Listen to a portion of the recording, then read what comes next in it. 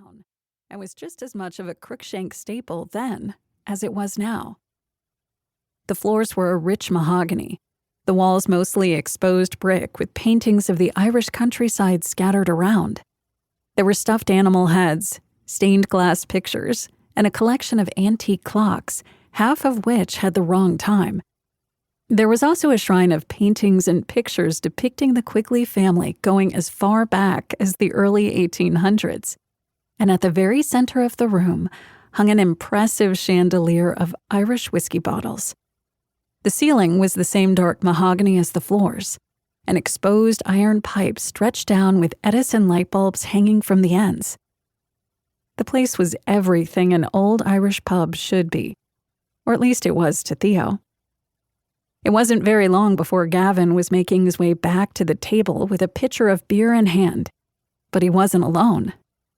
Caroline Buchanan was next to him with a massive plate of loaded cheese fries. She was also pulling a shift behind the bar that night. "I figured you guys were working up an appetite," she said as she set the food on the table. Her hands were barely free before Max was grabbing her waist and pulling her toward him.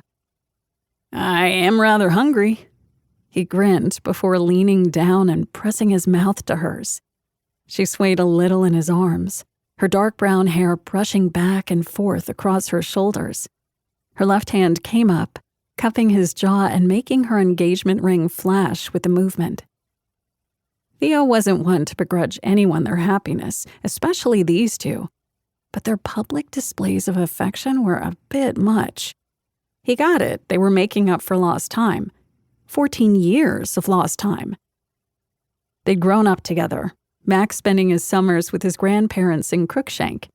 Their friendship had turned into something more when they were teenagers, but life had gotten in the way. When Caro's mother had died, a tragic chain of events pushed them apart. That was until Max had come to town last summer and they'd pretty much picked up where they left off. There was no separating the duo now. That was evident by the fact that Max had given up a high six-figure salary to move down here and buy the old Kincaid Spring factory and turn it into a hotel. Theo didn't know if there was such a thing as soulmates, people who were fated for each other over anyone else. It wasn't like he hadn't grown up seeing happy couples. After 33 years of marriage, his parents were somehow still ridiculously in love with each other. But there was something about Caro and Max that made him buy into it a little bit more, even if he did roll his eyes at their antics, and he wasn't the only one. "The two of you are nauseating," Oscar gestured at them with a fry before he popped it into his mouth. "You're just jealous." Caro waggled her eyebrows at him. "Damn straight I am. I haven't been on a date in 2 months. You know how hard it is to find a man in this town?" "I do." Caro nodded. "Why do you think I was still single after all these years?" "I don't think that had anything to do with a lack of options." Gavin shook his head as he looked over to Max. "You were just waiting for him to come back." "You're right. I was," she said before she stretched up and pressed a kiss to Max's bearded cheek.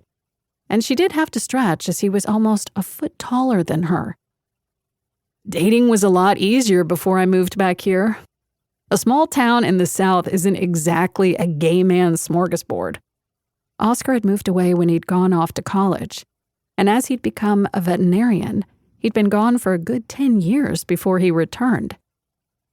Crookshank had a way of keeping its residents, or drawing them back when they left.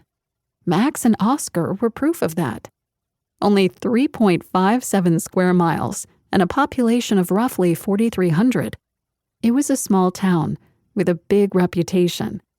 People loved it there, loved to live there, loved to visit there. That last part was evident by the fact that every season was tourist season.